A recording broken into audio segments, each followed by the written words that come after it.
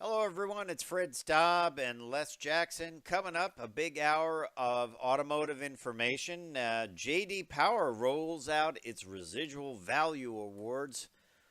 Who who doesn't want a vehicle that holds its value, right, Les? I don't know. I've never had one. Okay. How about this? Is Yeah. this a new car company, the KN company, with a backward N for styling? No, it's not. Uh, We'll explain that. yeah, a lot of people that see that say it's the KN car company. It's actually the new Kia logo. So a lot of people are getting confused about that.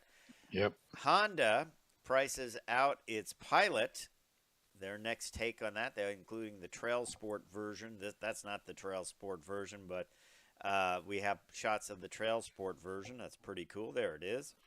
And that's going to be a popular model. We're going to talk tech. Ferrari takes four-wheel steering into the future. We'll talk about that. And then at the Mecum auction, they auctioned off some super vintage tractors. I mean, we're talking old stuff here, including this one that was never, it was designed but never built, and someone went out and built it, a turbine-powered tractor. Remember when turbines, they thought that was the future for trucks and that? Yeah, Ford actually built a couple experimental turbine-powered semi trucks. Yeah, but these are a little bit older. Five. We'll look about that and more Quite a bit. coming up on Cruise Control. This is Cruise Control, your on-air automotive magazine with co-hosts Fred Staub and Les Jackson. Everything you need to know about new and used cars. Industry news. We'll fix or repair your car on the air.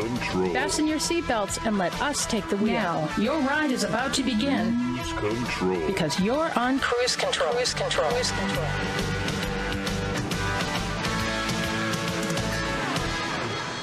Hey, hello everyone, and welcome to Cruise Control, your on-air automotive magazine. I am Les Jackson. That other guy at the other table is Fred Staub. You know him, and you know both of us because we're here each and every week, live and telling you what's going on in the auto industry. And just because the holidays have started, nothing's changed. Everything is still happening, and it'll continue to happen. Yeah, that's right, Les. Of course, we have the CES show coming up in January. That's going to be a lot of information for people that follow the auto industry, and new models keep coming out. Plus, we've got great information. JD Power rolls out its Residual Value Awards. Great information if you're considering a new vehicle. You might want to check this out before you do, because hey, who doesn't want to protect their investment if cars are an investment? Well, that's exactly right. And why do consumers keep searching for the KN car when they're really looking for a Kia? Well, I think somebody needs to redesign that new logo. Yeah, and over at Honda, we're going to tell you about their Pilot. We have some pricing on this. We told you about the vehicle last week, but now we got some pricing. They have the Trail Sport Edition, where you can get off-road and have some fun. Clean-looking vehicle. We'll tell you about the pricing. Yes, and we're going to talk tech this hour. Ferrari is taking a new look at four-wheel steering, so I'm going to have to sell my Ferrari and wait for a new one. Yeah, you got to get the new latest and Yeah. greatest. Can you tell me what the residual value is? Well, how about on this vehicle? It's a turbine-powered international tractor. That went for auction along with a lot of older vehicles at the Gone Farmin' auction from the folks over at Mecum. We'll tell you about some of their unique vehicles that they auctioned off. Pretty exciting. And then here's one that's a little bit more affordable and fun too. I'm going to have an at-the-wheel review of the Jetta GLI Autobahn edition. It was a lot of fun to drive and a good time. Jetta, always a great vehicle. And I did a little research, Les. GLI meant luxury, and Really? GTI meant touring. Basically, you know, that the German words for those two. So one GTI is Didn't a know that. GT, and the other one GLI is a luxury. Although this vehicle was luxury and sporty, so we'll talk about that. The Jetta is always a great car in the Volkswagen lineup. We'll have an at-the-wheel review in just a little bit. Hey, I'm Fred Staab. He is Les Jackson. We are just getting started, so buckle up, get ready, because we've got plenty of automotive information coming your way on Cruise Control. Stay tuned.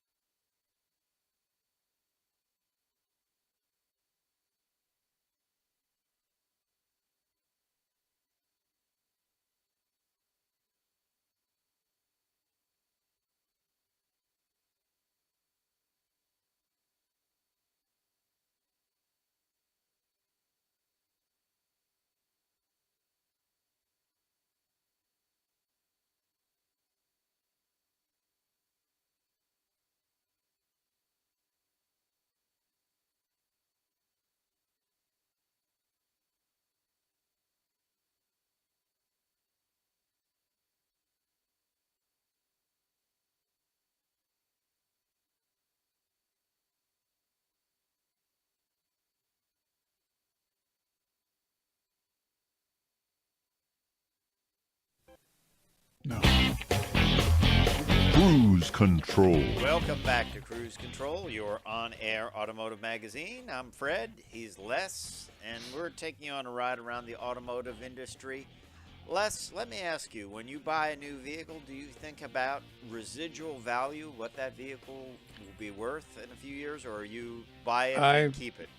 No, I've always bought and kept, so I've never been real concerned about residual value. Only only when I'm getting ready to sell it am I concerned about residual value, and it's too late. Yeah, and it's kind of run its course, and you hope to get something for it. Yeah. Yeah. Well, we're going to take about a look at the J.D. Power ALG Residual Value Awards, and some good information if you are a person that buys a car and wants to sell it, let's say in 3 years or so. We're going to take a look at some of the winners. In the compact, they said Honda Civic holds its value the best. Mm-hmm. Sure. And premium compact Lexus IS. I would think a lot of Lexus vehicles would do pretty well, right? They always do. This was interesting in the small vehicle world. The Kia Rio. Yes, they still build the Kia Rio. Interesting that would hold its. It's not very expensive to begin with, right? Well, that's true. But the Sportage is very popular, and certainly the Telluride, and they Whole will value. stay way up there. Yeah. Premium small, the Acura Integra. Yep. Mid-size Kia K5. That's a great vehicle. I drove it. I liked it. I think a lot of people just don't think about mid-size they don't. vehicles anymore, but that's a good one. Premium mid-size, the Audi A6 All-Road. Here's another one, not a high-cost vehicle whatsoever, but Kia scores well again in the micro SUV, which is I think their own J.D. Power area. I would call it more of a CUV, but Kia Soul does well. You can get a well-equipped one of those for under $25,000, and that it hangs on to that is pretty good. Premium large Mercedes-Benz AMG GT 4-door. That kind of surprises me Uh-huh. because, talking with Mike Quincy at Consumer Reports We and did that our last week. own unofficial surveys, they don't tend to be terribly reliable. They were at the bottom of the Consumer Reports, what Mike told us about last week on Cruise Control. So, interesting pick. Large SUV Jeep Wagoneer. Of course. It's, newly returned. Sports car Subaru WRX. They maintain their value, Subarus, don't they? They do. It's first of all, it's reliable. Yep. And people love them. Compact SUV that just got a big redesign. Kia Sportage. Been around for a while. The design, that just they moved on from. It's been around for a long, long time. Premium compact sports car, Toyota GR Supra. I think the rareness of that probably Pretty rare. keeps it high. What do you got in premium compact SUV? Well, in the premium compact SUV side, it depends on how premium you want. Yeah. But the fact is, well, SUVs. You already talked about the Sportage, the Porsche Macan. Are we pronouncing that right? Macon? Like making bacon? Macon? Well, I don't think it's Macon. Macan. How's that? That Macan. sounds like a bird. Yeah, we'll have to ask them sometime. But Porsche. I don't know of any Porsche that doesn't have a really good resale value. Yeah. Yep. And 911, I actually Always. you sometimes cruise around and look at prices on these things over $100,000. Yeah. For these things. Lexus LX for the premium large SUV. No surprise. Yeah. And then when they get into the top model per segment, the Land Rover, Range Rover Evoque, and the Velar, and the Discovery did well in the premium small SUV, premium midsize, and premium midsize SUV. Those vehicles tend to have a few problems with them. So Again, not high on the reliability lists. yeah, so they have a good value, but all right. But they break. Well, when we come back, we'll tell you about some of the big trucks, how their residual value goes. Stay tuned.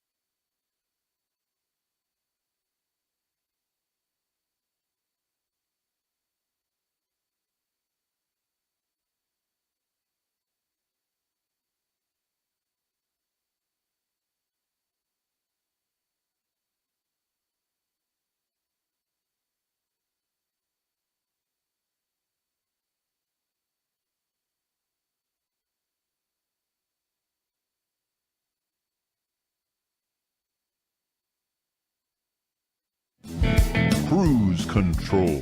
Hello, welcome back to Cruise Control. Fred and I, before the break, were talking about the J.D. Power Residual Value Awards. You got to think about that these days when you buy something.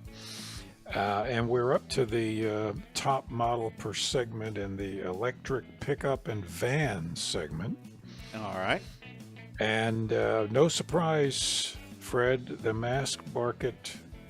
Did I say masked? Masked market. Yes. That would be the Lone Rangers. Yes. Electric Chevy Bolt.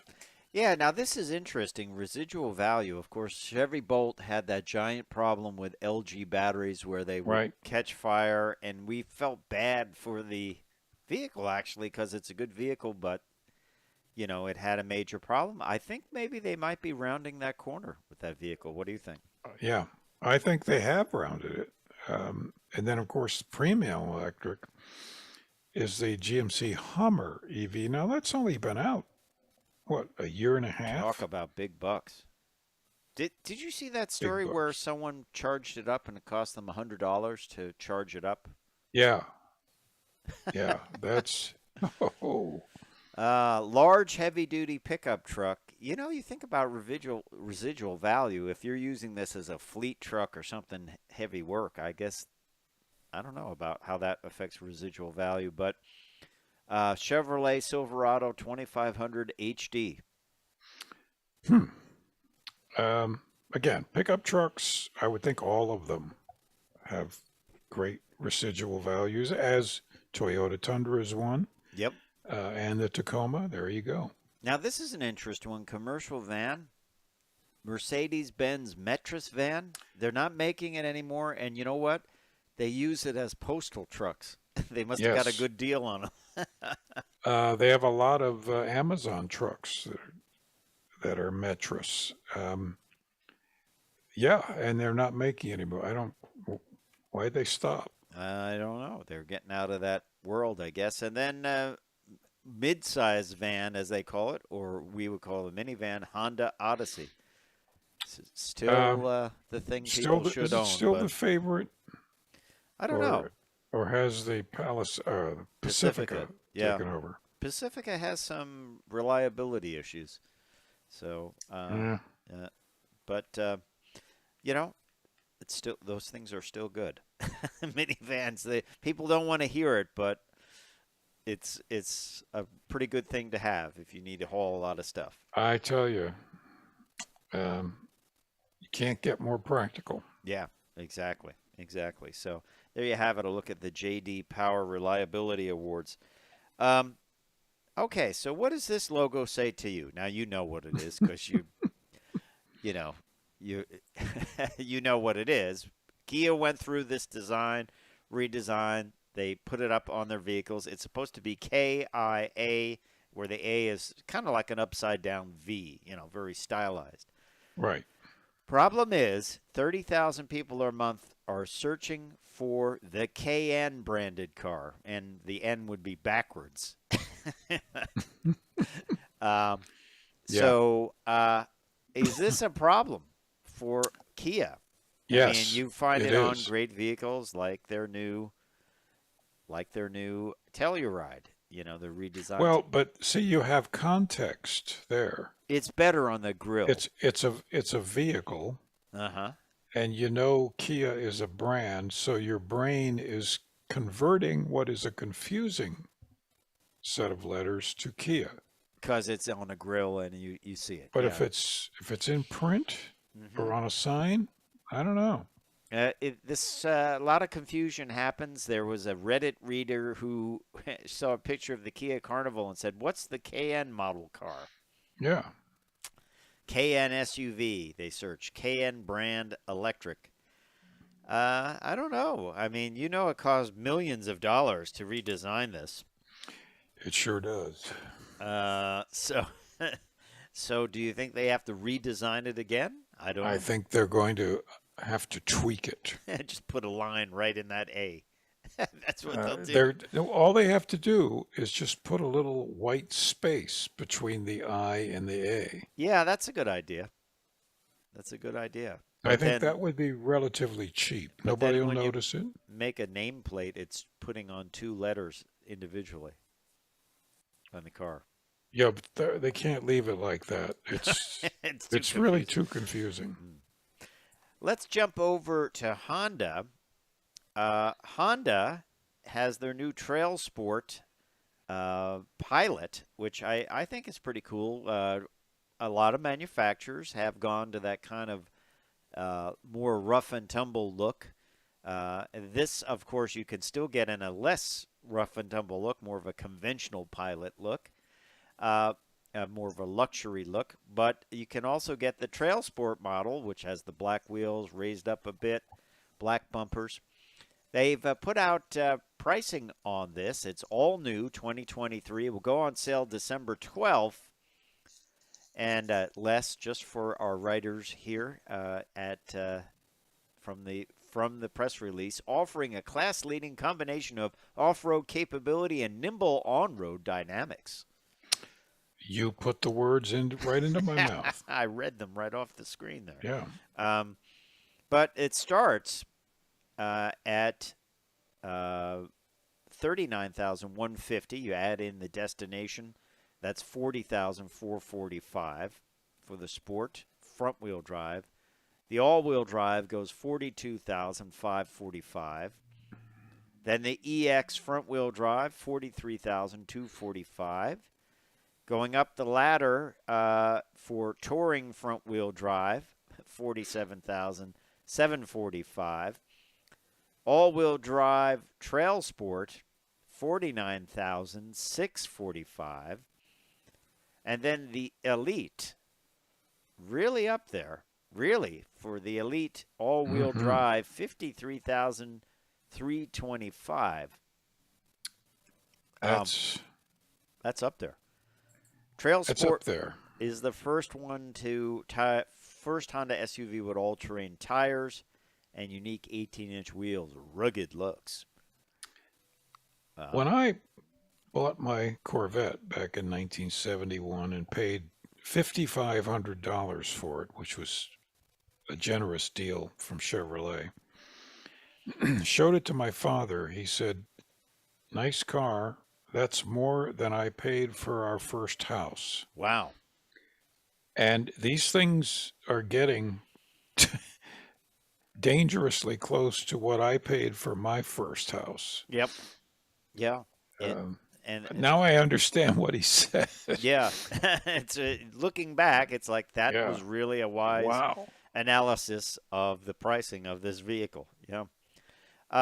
The new Trail Sport model and the high-end builds, I think, will be the big sellers here. Yeah. This is what they call sky diffused blue. Diffused sky blue, I should say. It's a pretty color. Pretty I like color. it. Yeah, I like it too, and it looks good with the black wheels.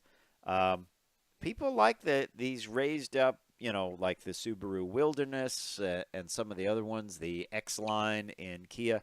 I think it's a trend that will continue certainly for the next couple of years. What do you think? A little bit tougher look. Yeah. I have to say I'm kind of a fan. I kind of like the black wheels and a little bit raised up look. So It's the active lifestyle look. well, you know me. I have my folding kayak with me at all times. I It know. folds up into my wallet. It's amazing. It takes 10 hours to unfold it, but it's great. So, we want to talk a little tech. You've got a story, I Sure. believe, about Ferrari and 3D steering. Now, you know me. I always say things come back that, they were in the old days, they were around. They come back as something new.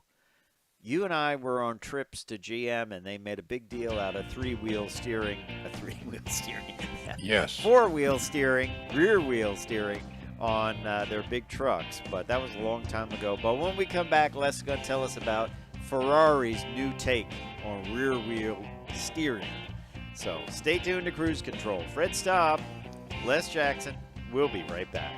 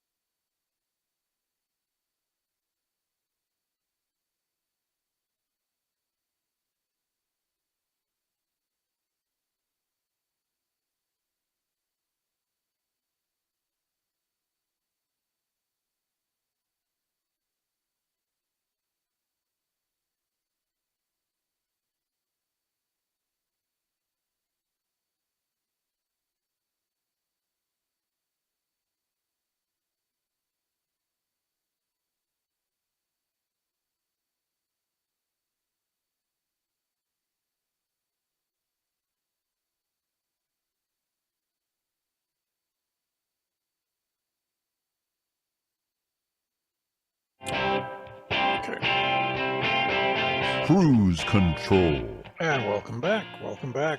Before the break, we were talking about Ferrari's new approach to rear-wheel steering. Now, they've had rear-wheel steering.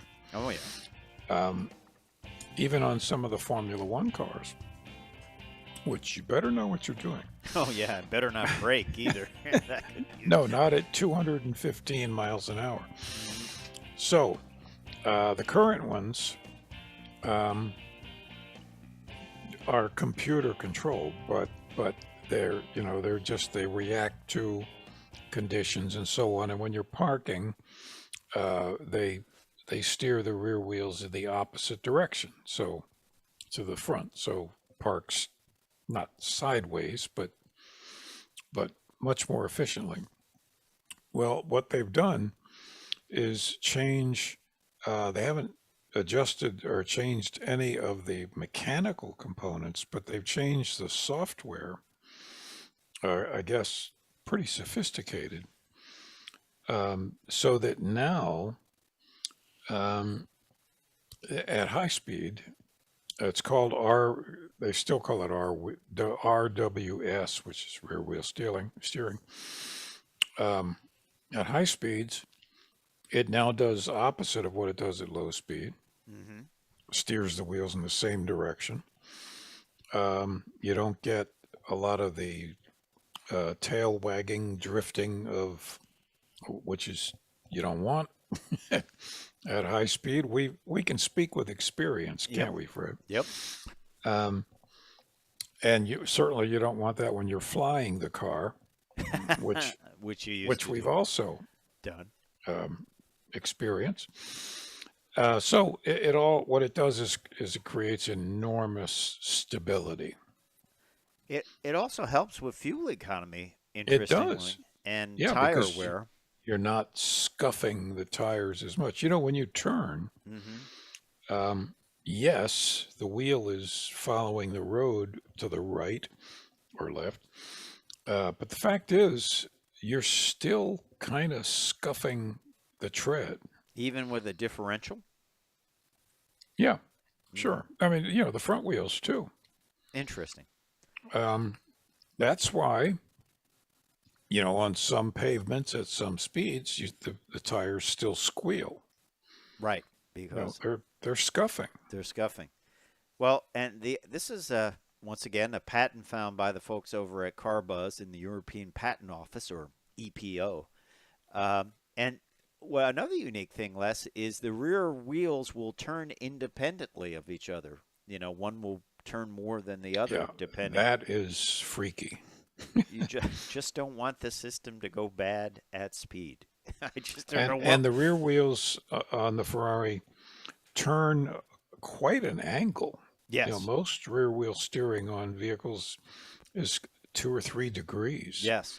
Like these buses have that, 2 like or 3. 15 degrees. Yeah. Yeah, this would be what they would call, if the system went bad, an unrecoverable event. This would be unrecoverable. Yeah, because there's no way you could steer your way out of it. No. And you would probably go end over end, I think. But this is on the Ferrari Purosangue. When are you getting one of those to try? Right, the new model. Yeah, I've been begging them on the phone to bring one to me, but I saw a video that we have a shot of the Les and I are looking at a shot of the rear wheels, and they're really canted out. I saw a video of a guy with little brains but a lot of money. He had a C8 Corvette, and he was spinning it around, and he hit a curb, and the rear wheel ended up like that. But it did not have rear wheel steering. Oh. And I thought, well, that is a problem, and an expensive problem right there. That's going to be about $10,000 to fix. If you're lucky. If they can fix it. I don't know what he bent, but it's not going to be cheap. I'll tell you that. Nope.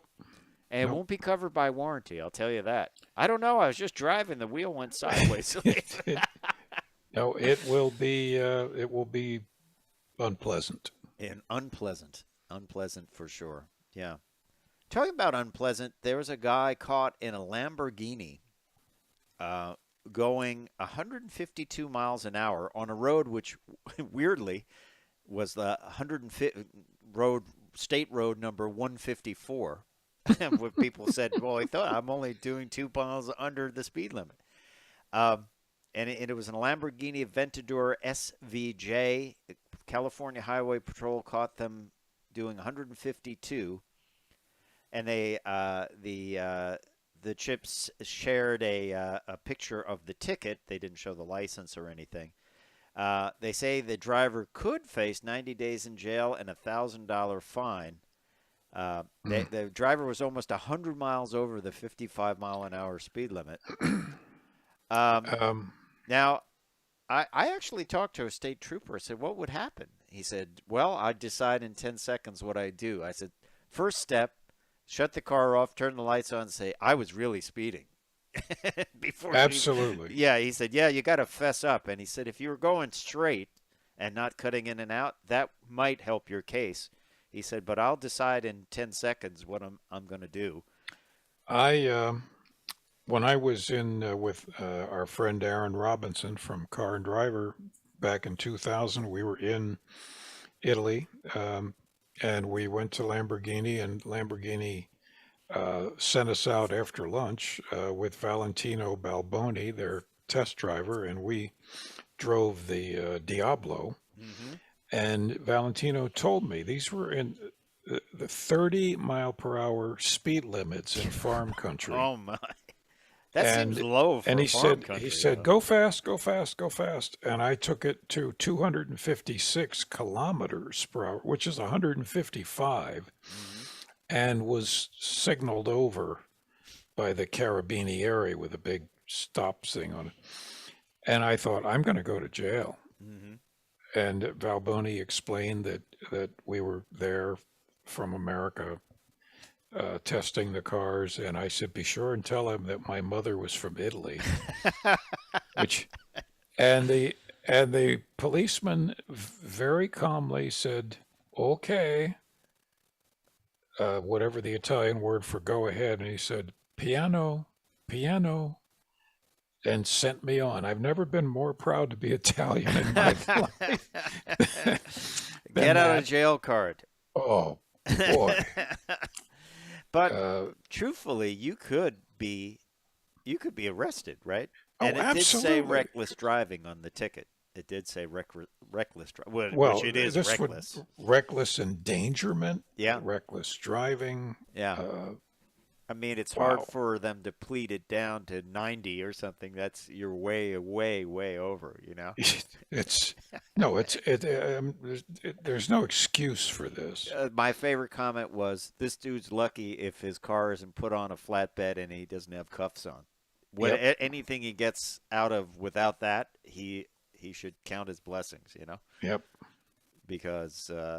And don't do it again. No. I think you'll be on notice. You will be on report. Yep. So, yeah. Hey, let's talk about something completely different, although it's not, because Lamborghini used to build tractors, didn't they? Sure did. How's that for a segue? Beautiful.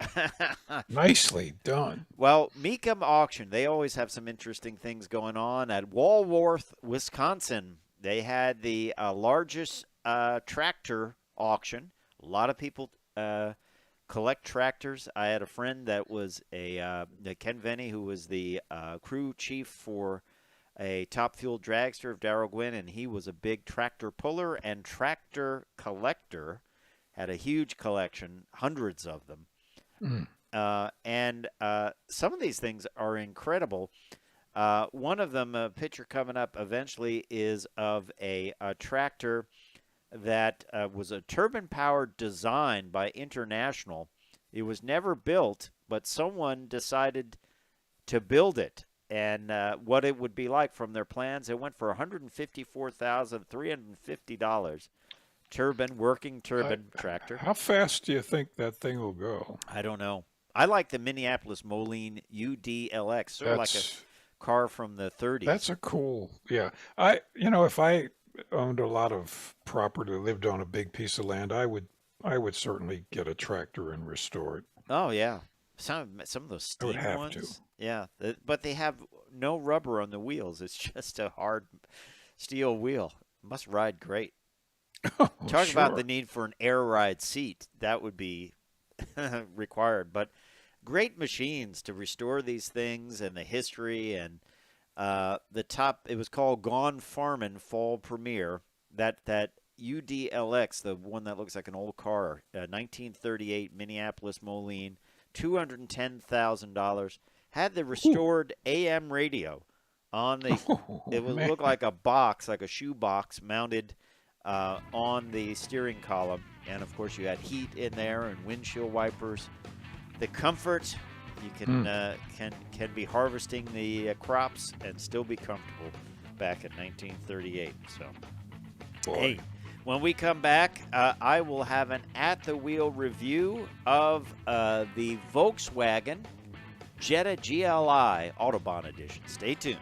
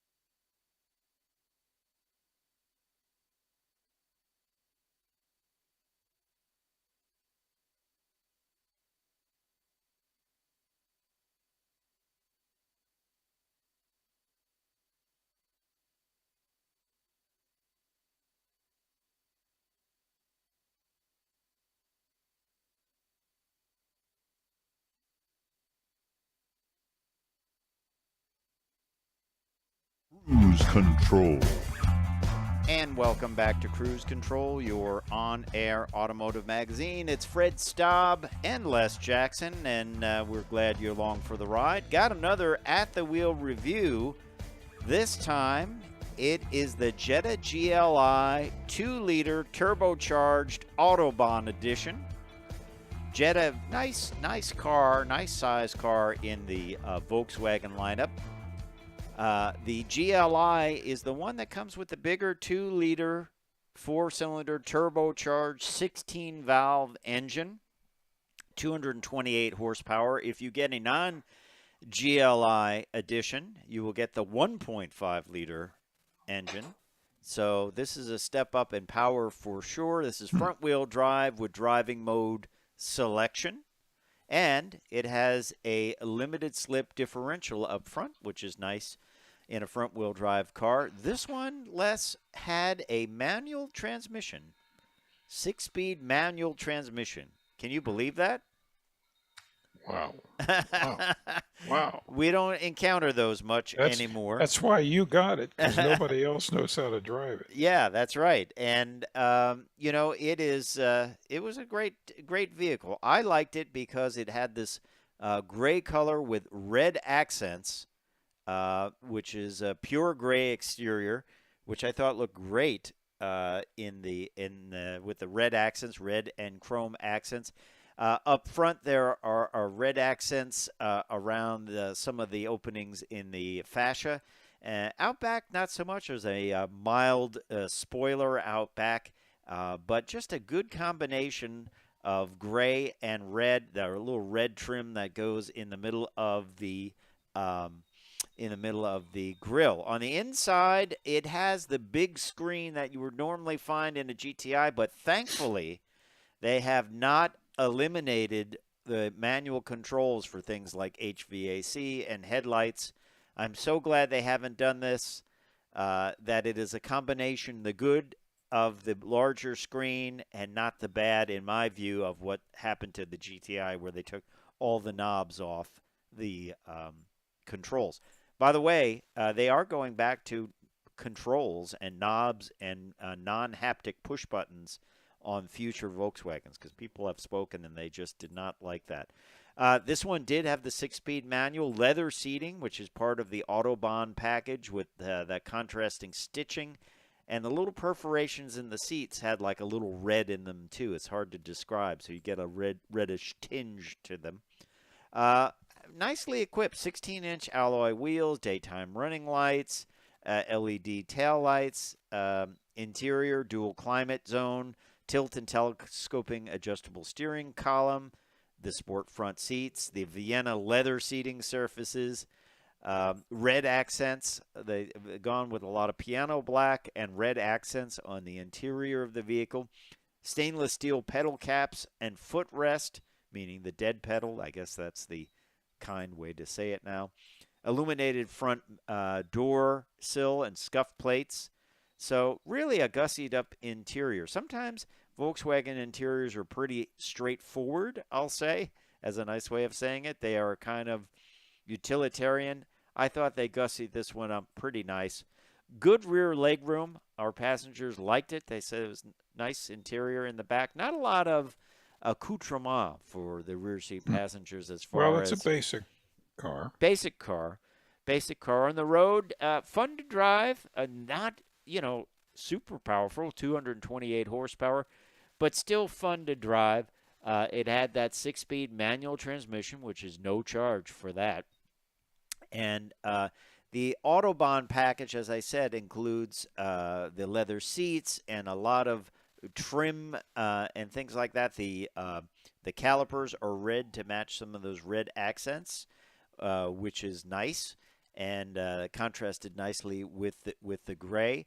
You also get multi-mode and adaptive chassis control, wireless charging, Beats audio, leather seating, power tilting and sliding panoramic sunroof, light assist, which is high beam control for headlights. I really like that. Automatic high beam is really helpful. Keyless access with push button start.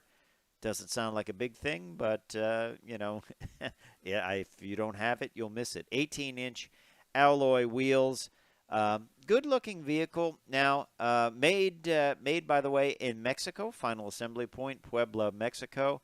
The content, Mexico, 32%. U.S. Canadian 4%, Germany 16%. I don't know where the other percentages go. That does not add up to 100 though, for sure. And does real well in overall score and side crash 5-star, rollover 4-star. So not bad at all on the safety ratings. If you want a sporty car that gets great mileage, this might be the one for you. 37 highway. 26 city for an aggregate number of 30, which is not bad at all.